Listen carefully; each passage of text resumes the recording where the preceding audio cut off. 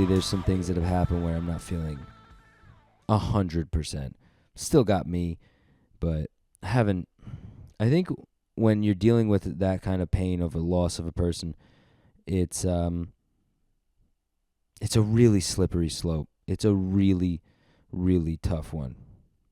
Because because I think when you've trained your brain, I've trained my head to think positively and to see things in a really nice light. It took an immense amount of pain throughout my life, of beating myself up, of treating myself like shit, of talking horribly about, having a terrible inner monologue, which I still struggle with. But I've taught myself to sort of see the bright side in things and always look at the light. But when your heart starts to hurt again, it's very, very easy to just slip into the old habits of just like, your brain starts to enjoy that feeling, that painful feeling where you like to reminisce on things and you like to look back and you stuck in the past because there's a sense of you're feeling something rather than like there's a niceness. There's something nice about feeling that pain because you're not numb. But there's also like, there's not just the option of feeling pain and feeling numb. There's the option of allowing it to sort of just happen where you go, yeah, that happened. What's next? Who knows who I'll meet today? Who knows what's going to happen? There's also a sense of excitement.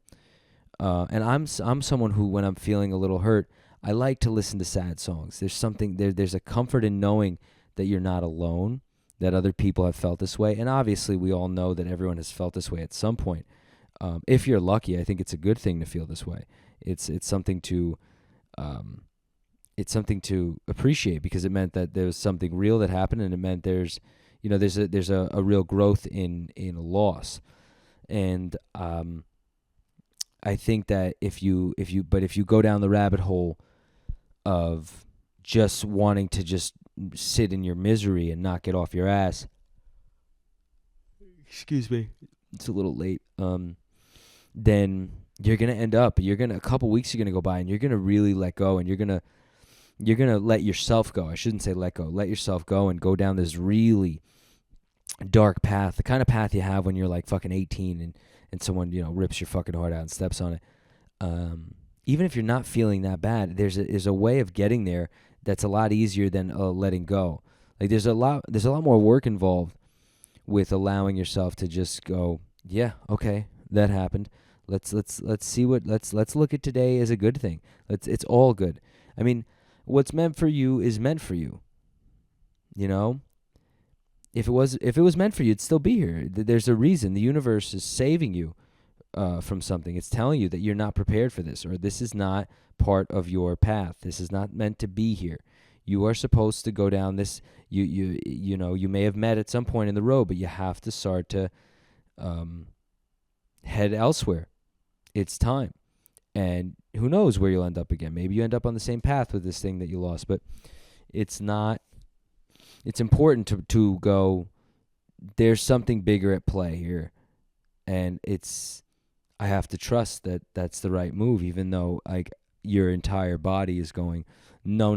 You want to dig your feet in the sand and refuse to move. But that's the trap. That's the real fucking trap,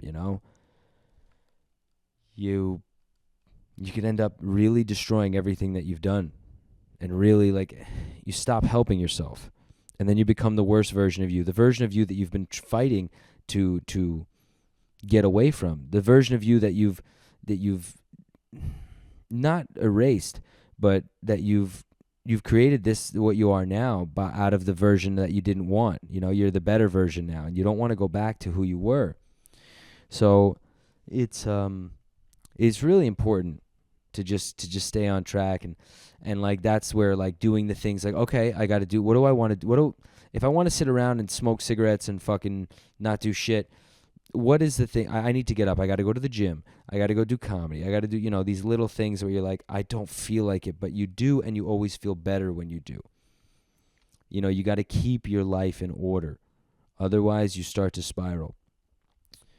And I see a lot of people. I've seen a lot of people just allow themselves to fall apart because they don't feel right. Like, oh, I feel like shit. I wish I was dead, yada, yada, yada. And you see them start to just let go of the gas pedal, and all the work that they built just fucking slowly starts to crumble. It's just this erosion from the inside out. And before you know it, you're just, everything you want it to be is you're back at square one. And what a fucking tragedy that is, to allow yourself to just erode, to just rot away. And I see it in a lot of people I know who are just, they allow themselves to just lose the spark. That's the thing, man. To allow someone or something to dim the spark in you, that is a death sentence. That is a hell on earth, man. That is the worst thing that can happen to you. I swear, if ever I lost my spark, my excitement, the little fucking twinkle in my eye that I have when I see people or when I do something I really enjoy, if I lose that, I'm dead. I'm fucking dead. I'm dead in the water. There's no reason to wake up. There really isn't. And to think, like, how could you allow something to have so much power in your life? And luckily, I did when I was younger, but not anymore, to allow that, where I go, I would never. That is the most important thing to every person. That little twinkle that makes someone else go, I like being around this person. You don't want to be the guy that everyone goes, oh, what a fucking bummer. What a fucking bummer. And you don't know what other people are dealing with, because when you're around them, you don't know how much you're helping somebody by being the chipper, cheery version of yourself. You could be saving your fucking someone's life, Someone needs that. I know I need that sometimes. Someone to fucking cheer you up, and you're like, oh God, yeah. I needed that. And excuse me. And yeah, I read an article the other day that said that there was it's been 6 months of 2025 so far. And I think it was 444,000 and some change people killed themselves. And 70 to 80% of them were men. You don't know how many people you're going to fucking save in your day, Just by being nice, just by being kind, just by trying to do something good for somebody else. And it feels good to do good for others. Even when you're feeling like shit, if you could just put that shit to the side, it makes you feel better. So I think I like talking about this stuff, because a lot of times I hear my voice when I'm listening, when I'm doing this, I hear my voice in my headphones, and I'm just talking to me, and it kind of allows me to sort of figure out where I'm at. So yeah, I don't know. It's funny. You think that, this too shall pass, man. The good times, the bad times, it all will pass. Enjoy the good moments. The good moments will not be here forever. You're gonna wake up to some shit ones. But that makes life interesting. It makes it fun. It makes it different. It makes it feel dynamic. I read something the other day that said that every great plot needs conflict. And it's so true. You can't have, without conflict, there's no plot, ever. You need to have conflict. You need to have a brush up against the grain. Otherwise, there's no story. There's no reason to watch a movie with no conflict. It opens up, character's got a problem. What's going to happen? How are we going to figure it out? That's life. That's every day. The best lives have more conflict than most, and not drama, conflict. Drama is more of it's different. There's no resolution with drama. With conflict, there is a solving of a problem. How can we get through this? How am I going to get better on the how do I get out of this on the other end better, stronger, and more in tune with myself? And a lot of the times the conflict is just internal. It's just you battling yourself, figuring out, how can I figure out how to maneuver? How can I think better? How can I use my head better? How can I not be my own worst enemy and work against myself? The fucking head, at least mine, is my heart, and my heart too, because my heart will I feel so much sometimes, so much that it's like a fucking pin drop feels like a goddamn, a nuclear bomb. I feel things very intensely. And my head, the way that it runs and runs and runs, it doesn't fucking stop. Which makes sense why I like to do comedy. But it's this constant hamster wheel. And I'm sure other people have it where it just, or not besides, what's a better one? Like a merry-go-round. The horses are just bouncing up and down, and it's going and going, and the theme park doesn't fucking stop. And I've been trying to figure out how to calm my head, but also stay on track with things. I don't remember the last time I relaxed. I really don't. I don't know how. I'm up so early. I'm up late. I'm constantly doing something. And I think it's because I feel like I won't have time. That there's not enough time to do things. So I make sure to try to make use of every second I have. I'm either working to make money, or working on comedy, or doing this, or writing. It's a non-stop thing. And sometimes you just need to do nothing. But when you do nothing, that's when the crazy monkeys come out in your head and start, rattling shit up. But I've always been on the move. I don't know how to not.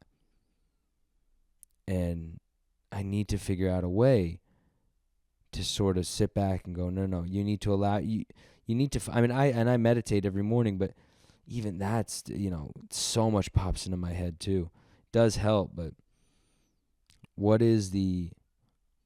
how do you get there? How do you get to a relaxed state? The cortisol levels are just fucking jumping always. They're always fucking off the charts, man. But you're not here long, man. You're not here. You're not here long. Look at Ozzy. Ozzy Osbourne died today. Fucking, what a legend, man. What a legend. Your school teachers always told you, don't do drugs, don't do alcohol. He's living proof that drugs and alcohol are fucking cool, man. I don't care what anyone says. Being a rock star is the coolest thing you could be. He had a wild, bumpy ride.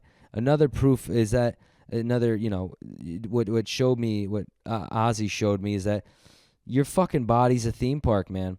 Have fun. Bang that shit up. And, to make it to 70, what was he, 76 or something? To make it to 76 with the amount of shit he put up his nose is a fucking win. It just goes to show you that really, you see these runners that drop dead at fucking 40, and you see people who, Keith Richards does heroin his entire life, and he's still kicking. He's still doing shows. It just goes to show you, I really do think that we're all just given a number at birth. And when it's your time, it's your time. No matter what you do, whether you smoke, you drink. I know people who smoked their whole lives and never got lung cancer. They live for fucking 99. And I think this is just one of those cases of, you know what? Enjoy it. Do the things you want to do. Yeah, sure. Don't destroy yourself for the sake of destroying yourself. But if it's what you want to do, then, and you can figure out how to stay, being a normal functioning member of society. And I use the word normal very loosely because I'm not normal at all. But do what the fuck you want to do. Do it. I think at the end of the day, you're just given a number. I don't know when mine is. I don't know why, I never felt like I was going to live long. I still don't. And maybe that's why I'm constantly moving. The constant, I don't know when this is going to be over, so I want to get what I can get done and hopefully leave. Sounds egotistical, but leave some sort of impact, or leave something. I don't want to say leave something behind because it's fucking, who cares? Most people won't remember me in 100 years. So they won't remember me after. If I died tomorrow, a couple months, everyone would be over it, and maybe there'd be the couple handfuls that would think about me for the rest of their lives. But Ozzy Osbourne touched everyone, so he's the exception, but. If you can be remembered, great, but that shouldn't be the objective. But it would be cool to leave the world a little bit of a better place, than than it was before. And he was living proof, man. There isn't one person who wasn't totally fucking just distraught by his death. Everyone was upset. Everyone I spoke to. I mean, he was the best. He was just so fucking cool and so fun. And I mean, I didn't know him, but I'm sure he was a nut. And you know what else that really fucking showed is Sharon Osbourne. They don't make women like that, man. Very few. I mean, she dealt with. I think she probably knew what she was doing. She was, she knew staying with him was a smarter move than leaving him. But she also loved him. She stuck by his side till the fucking end, till the fucking wheels fell off. She is a good woman. She took care of that motherfucker in his highest highs and his lowest lows, and never left his side, and was like, you know what, I'm here for you no matter what. I know you love me. I know you fuck up, because she should have left him a million times, but she never did. And he seemed to really love her. But women like that, I just don't think they got him anymore. I just don't think it's like that. They're sure there may be some, but very few and far between. Sharon Osbourne is kept him to fucking together, man. She was the neck in that part of he's the head of the family, and she was the neck, and the neck controls the fucking head, And that's pretty cool, man. That's the kind of I don't want to cheat on my, whoever I end up with, but when I'm fucking down and just fucked up, someone who's gonna be like, yo, I'm gonna get us out of there. I'll be fucking kill you when I'm done with this, but I'm not gonna let you drown. And I would hope to do the same for someone else. To just be like, hey, look, I got you. I got you no matter what. Whatever you need right now, I got you. That to me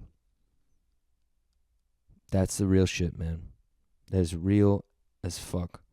And I'm sure that funeral's going to be insane, dude. That's going to be a fucking wild funeral. There's probably going to be so much blow. Oh, what I'd give to be there. I would give anything. And the performances I'm sure they're going to have for him, holy shit. It's going to be insane, man. I would fucking kill to be there. But yeah, rest in peace, Ozzy, man. You were a fucking legend. And Robin Williams, his birthday was the other day, and he was another one. He was another one that I fucking adored him. And he left, and he has a really great quote. I posted it the other day. Where is it? I don't know, and I think this was from Mork and Mindy when, in the 70s. I don't know how much value I have in this world, in this universe, but I do know that I've made a few people happier than they would have been without me. And as long as I know that, I'm as rich as ever I need to be. That's powerful shit, man. It's true, because that's the only thing that matters, is trying to just making people smile a little more, Like if I died tomorrow, I would hope, I don't know, I can't speak for others, but they'd go, damn, did that fucking guy put a smile on my face. He really made me happy. He knew how to make everyone around him feel happy. He knew how to make everyone feel welcome and feel good. And that's, I don't have anything. I don't have any money. I don't have much to show for my life except my relationships. That's all I have is really solid relationships with people. Always tried to be a good person, and that's, to me, it was like, all right, well, I'm pretty successful then, right? I've always wanted to be like, as far as a career goes, to be wildly successful, and I'm really trying. But if that never happens, which I believe it will, it's just a matter of more work and more time. But fuck, if that's all, if they could say that about me, I've done a good job. I don't know what's after this, where we'll end up, or who, if there's another world or another life. I like to think there is, but this is the one I know now, and I'm going to try to do my best to do the right thing. You know, I never understood people who were just shitty people. It's a weird thing. Like, how could you not? Are you that? Maybe it's just narcissism. Maybe it's you're just a shit person. I don't know. But I just, yeah, being a good person is the most important thing. And Robin Williams, he put and he's another person that not one person had any. Everyone loved Robin Williams. Everybody. And he wasn't perfect. I mean, he fucking did tons of drugs and he had some issues with, wives and stuff, but the fucking people loved him. Loved him. I saw Brian Holtzman last night at the comic strip, and I had never seen him before, and that dude's my fucking hero. And he's known, if you don't know Brian Holtzman, for being, I mean, all the comics talk about him being the fucking greatest, and he is. He is the fucking GOAT. Different than Dave Chappelle, different than Louis C.K. He's more of like a comics comic. He'll clear out the room and say the most wild, crazy shit you've ever fucking heard. And I love that. I live for it. It's the kind of shit I always wanted to do. I not even close to figuring it out, but it's always what I was interested in.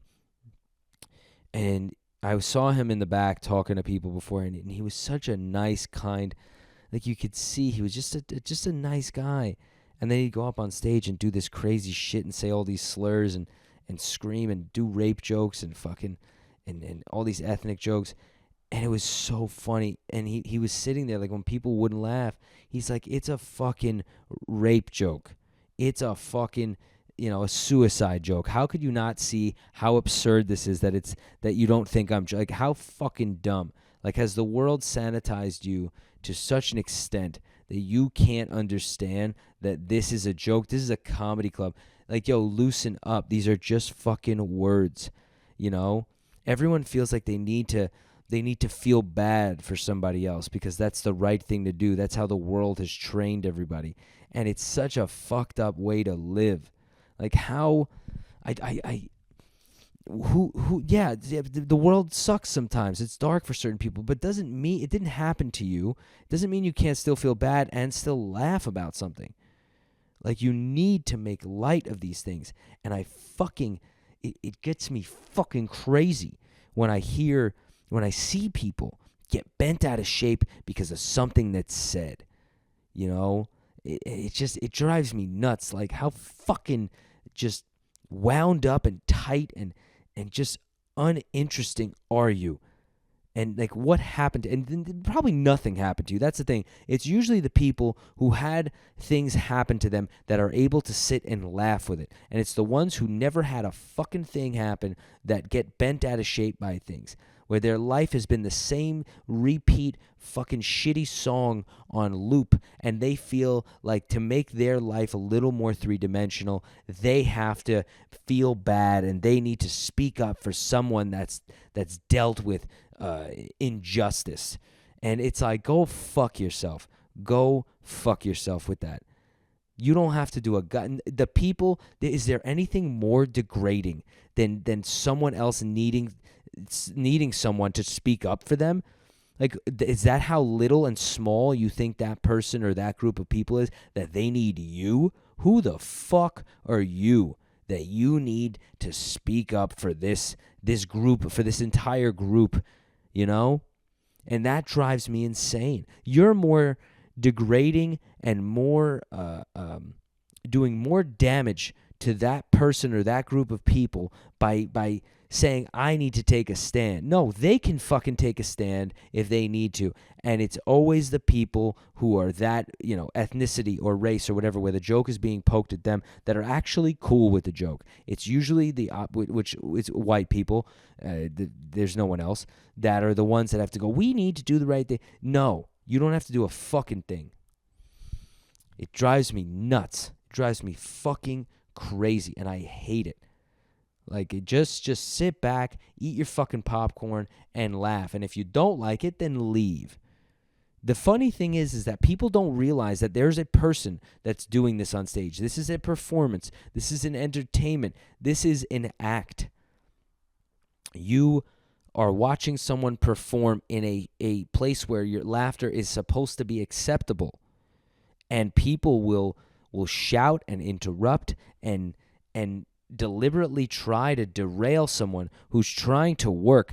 That's the thing about comedy that people don't understand, is that that person is at work. They're doing their job. Imagine screaming in Diane's face, who's working as a secretary in a dental office, because you didn't like something that happened. You don't do that. Normal people in normal jobs don't get screamed at going, you're whatever. It only happens in these cases because people think it's okay. It's not okay. It's not right to sit and yell at someone. That's a fucking person up there too, and you have no idea. It's usually the person who's able to talk about this shit, who's had more shit happen to them than anyone else. You know, you talk about rape jokes. And this is gonna sound like I'm, when I was 12 years old, a 16-year-old girl had sex with me. Technically, I was molested. I know more about rape than the woman who's screaming, who's never experienced it in her life, and I hope that she never does, because it is horrible. I don't want that to happen to anyone. But the point is that you don't know what that person went through. You don't know their life. And that's why they're able to talk about it a lot of times. They're probably more well-rounded and have dealt with the situation or have figured it out and talked about it and talked through it, and they're able to speak about it now and make light of it. I just went on a fucking rant there. Jesus. But watching Holtzman, I was dying. Just the most wild, crazy shit. And it was the most fun I had in a really long time. And it showed me that you gotta do whatever the fuck you want. I remember he said up there, he goes, I don't know what you guys, he goes, all I know is what I think is funny. I can't do what you think is funny because I don't know what you think is funny. So I need to do what I think is funny. And I that's it. That's the only thing you can do, is do what you think is the right thing to do, and done. And just go for it. And if they fucking hate you for it, they fucking hate you. Who gives a shit? It's not worth it. It's not worth being bent out of shape over some fucking idiot. If they can't see that you're still a decent human being, then it's their loss. They judge you by, it's called an act for a reason. It's not, sure, it's you, it's parts of you, but you don't believe all this stuff that you're saying. So that's my fucking spiel on that, man. I just drives me absolutely mad. And I don't know. The world seems to be a bit of a crazy place. Shit. Fucking. I just that just took it out of me. Wow. Made me a little tired, honestly. But been trying to work on some new stuff too. Trying to push the limits, push the lines, see where it is, cross it, and just fucking go for it. Just fucking go for it. That's all you can do. Go for it. I'm trying to do more things. I'm trying to do more activities, play basketball. I want to do a pottery class. Everyone keeps telling me I'm gay for wanting to do a pottery class. But I really been dying to do it for a while. I think I'm going to do that this week. Go make some fucking mugs. I love mugs. There's nothing like a good mug, Like, that's the only thing. I don't have a lot of like dining stuff. Like, I have like 4 plates and fucking 4 little plates, 4 big plates, 4 bowls, like just enough for a single guy. But I have a lot of mugs. Like, I really like mugs. There's something cool about having different mugs. I don't know what it is, but then you always have a favorite mug, You have that mug that's just kind of like you always want to use. Like, even if it's dirty, you'll wash that specific mug because you like to drink coffee out of it. That's always fun, right? Fucking mugs. That's what I'm talking about on a podcast. Mugs. This has gotten really interesting. I'm changing the world here. Look at that. That's what straight white men talk about now, mugs. Before they used to, storm the beaches of Normandy and, fight for peace on earth. And now they talk about how their favorite mug, and which is it, It's it's pretty funny. It's pretty funny. I like talking about mugs. Who? I want you to find me a person who doesn't like mugs, and I'll show you someone who's just missing a warm part of them. You know, there's something warm about it. I think, at least. There was something else I saw in the news that I wanted to talk about. I don't remember. I'm looking through my phone right now trying to find the screenshot. Where the fuck are the screenshots? Fuck me. Where was it? Oh, giraffes headbutt the females in the bladder until they pee and then taste the pee to see if it's ovulating. That's a wild ritual. Imagine punching a woman in the stomach and drinking her piss, and then you go, yeah, okay, we can have sex and we can mate. You imagine, like, how did we get out of that? How did we get out of the sniffing each other, and figuring out, like, oh, it's time to, it's time to have sex, or it's now we can mate. Like, the fact that we figured out how to not drink piss to wonder, to mate, we got really lucky. Like, although never mind, because we're drinking piss now for pleasure, so that may be worse. Honestly, we're not hitting the women to do it, but I mean, we are. I think you have to finger a woman pretty rigorously to get them to squirt. So that could be considered a form of hitting them to pee. Ooh, sounds like a fire. Yeah. So maybe we're getting it fucked up because the giraffes are like, look, we have to do this. You don't have to drink piss anymore. You guys are fucking for pleasure. You guys have figured it out. I think dolphins fuck for pleasure too, which is an interesting thing. I always wanted to see what it looked like, to see two dolphins fuck, because how do you, like, you don't float away from each other, How do they not float off? Is the penis, like, does the vagina have like an attachment where it's like, all right, we're locked in, like a little puzzle piece? The dolphins are horny fuckers, man. They'll fuck anything. I don't know how we started off with me feeling a little shitty lately and my heart hurting to Brian Holtzman and now dolphins fucking. I'm clearly feeling fine, honestly. I don't know what I was talking about. I feel good. Dolphins fuck, man. And giraffes drink piss, and so do some people. And that's okay. We're all entitled to do what we want to do and feel what we want to feel. Oh, there was something else in the news. Flesh-eating maggots are inching toward the U.S. The plan? Bomb them with radiation-treated flies. Hundreds of millions of flies dropping from planes in the sky might sound like a horrible nightmare, but experts say such a swarm could be the livestock industry's best defense against a flesh-eating threat poised to invade southwestern border of the United States. Exciting stuff. I mean, how could you? This season of America, it was a little boring. All we had was war. Let's get some flesh-eating maggots. That's what we need. We need something more exciting to fuck us up. How the fuck did we get? How does that even happen? Don't maggots show up when things are just rotting away? What are they fucking just inching their way over? Are they like just fucking worming their way here?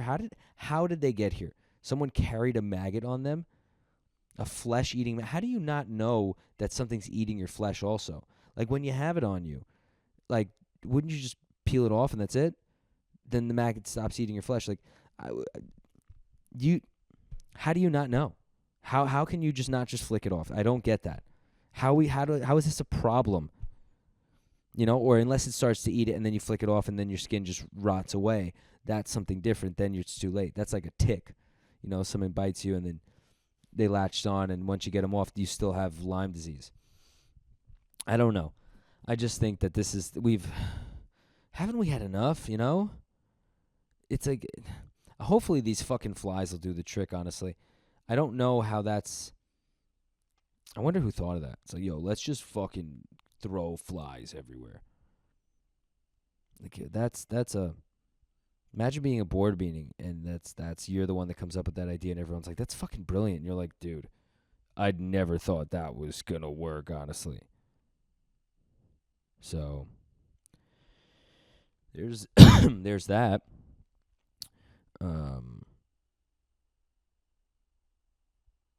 What the fuck is this? Oh, there's another. This is an article about sex, I think it was.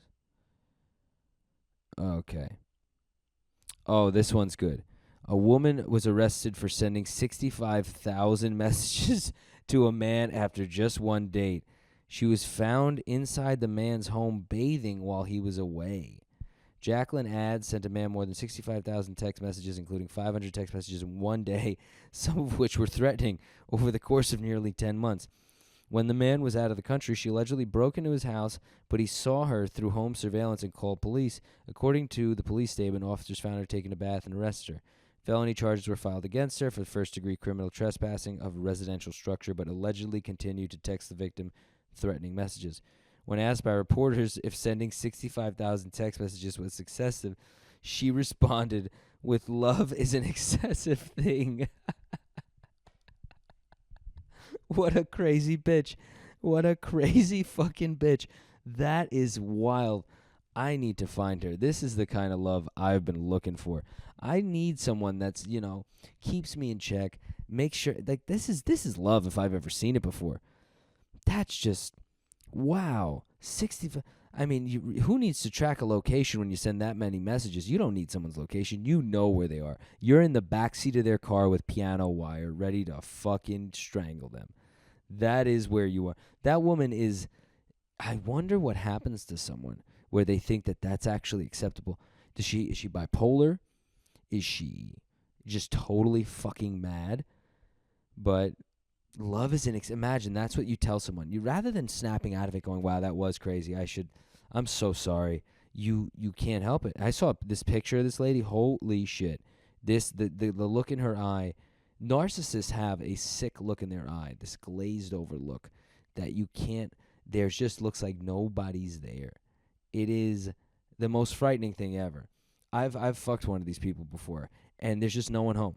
No one. You're like, is this person gonna kill me? Is this person even?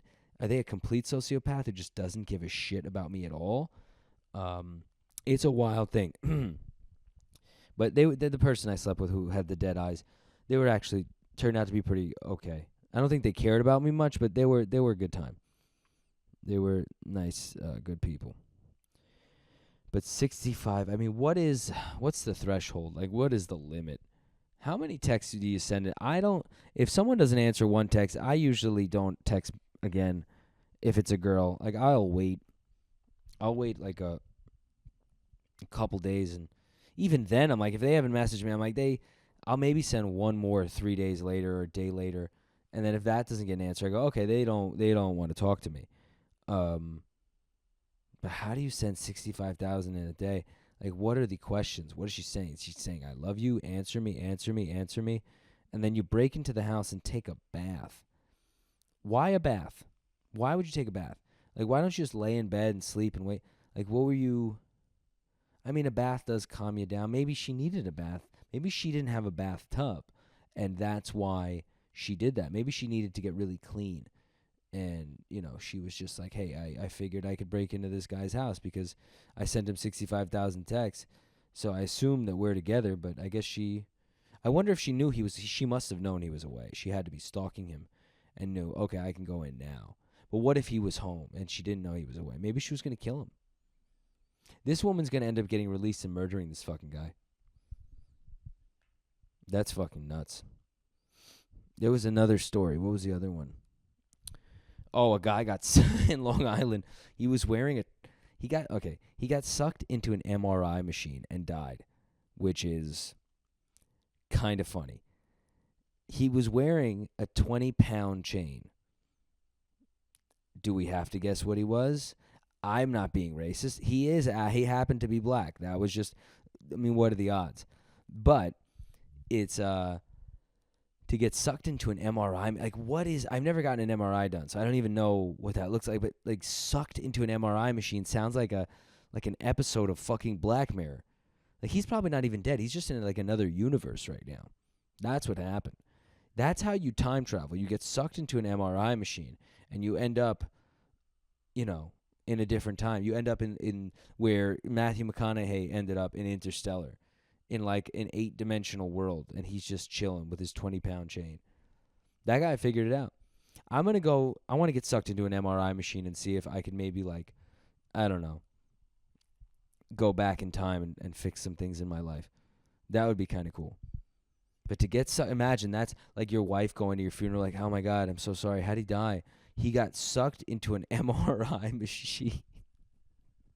What a stupid fucking way to die. That is just, that is so funny. That's just, that doesn't happen. That doesn't happen. Oh man, I was hoping I'd have more for that. This is fun. This is nice riffing. Start off a little dark. I'm sorry, guys. I didn't mean to get you off, but I always like to talk about how I'm feeling. But this riffing shit, this helps my brain so much. Keeps me sharp. It keeps me wondering about things. It keeps the brain and the juices flowing and asking the questions of like, ooh, what's that? You know, what's that about? Oh, the last thing, and then I'm going to get the fuck out of here. Lena Dunham. I saw a picture of what this fucking hippopotamus looks like. Holy shit, dude. You know, she wants to talk about body positivity. The only thing her body is positive for is type 2 diabetes. That is it. She needs to get it together. She's just a fat, miserable bitch. I don't want to sound like an asshole, but it's true. It's just true. She was like, anyone who comes at me, I'm gonna come at them. And it's like, I don't want to make fun of fat people for the sake of being fat, but I mean it is fun. But it's like how can you sit there and say that this is a good thing? You are not healthy. Your skeleton is not meant to carry this much weight. You should try to take better care of yourself. Yeah, I love the way I am. No, you don't. No one wants to feel like they can't bend over and tie their fucking shoes. That's not a good feeling. That sucks. You're lying to yourself and you're just being fucking lazy. Like, I understand it's hard. It's not easy. But don't lie. Like, you could say, like, yeah, I'm not feeling the best. But don't lie and tell people it's okay to be fat. Yeah, sure, it's okay. It's not illegal. But it's not something that you shouldn't try to get rid of. You're shortening your life. And I know I said about Ozzy before about doing what you want, and sure, if that's what you want, then fine. But I know it affects your mental health. I know it does. So does drugs and alcohol. But drugs and alcohol don't, unless you're drinking them every day. The same thing. Like, unless you're eating every day, like, you know, getting overweight, then yeah, of course it should be taken easy. But I don't know. That's just my opinion. And I know that people are gonna just jump onto this one, but if they even make it this far. But anyway, I just felt like that was some fun stuff. I've been trying to do more current events, talk about things that are happening in the news. It helps me with my comedy, and hopefully something funny comes of it. I don't know if any of this was funny. It probably wasn't. Funny to me, maybe, but a lot of things are funny to me that aren't funny to most. I'm usually laughing at my own jokes, which is probably not the way that comedy's supposed to work, but fuck, I enjoy my company. And this is when things start to get off the rails, and I go, I'm just going to talk to myself all day. It's, but hey, yeah. Oh, the CEO, also the Coldplay CEO. I forgot about that guy. Yeah, that's already played out. Everyone's been talking about that shit. Here's the thing, last thing. I don't think he should have lost his job. I also think, and I jumped on the bandwagon too. I had a video go viral because of it, and I just think that the way that it's bad enough that he cheated on his wife, but to have the entire internet just fucking destroy you that's gotta suck. It's gotta fucking suck, man. The next CEO is gonna think twice before he cheats. He'll be like, I don't want to be a fucking meme. I really don't. So, yeah, there's gonna be a lot less CEOs cheating. I don't think they should have lost their jobs. I think, you know what? He did a good job. He did what he did. He fucked up. His marriage should end. She should divorce him and do whatever she wants. But I don't think that you should have lost your job over it. I just don't. I think that should be like, you know what? This guy handles it. If he handles his business well, he fucked up, but that's it. Part of his personal life. He's still able to keep the company afloat and do what he's got to do. I just don't think he should have lost his job, or her. I don't. But what the fuck do I know? I'm not the CEO of Astronomer, so I'm just going to shut the fuck up. Or no, I'm not going to shut the fuck up, but I will say it. And I'm just going to sit here with my little thoughts and watch from the sidelines as the world is, falling apart. And I'm going to just comment on it because that's what I do. All right. Well, that's it for me. I think I'm gonna go to bed. Um, hopefully this was fun. Hopefully you made it through like the part of me being a little, feeling a little crummy, and then you made it to the fun part. The fun part's always the end, but maybe I'll keep doing current events. All right. Thank you for listening, guys. See you later.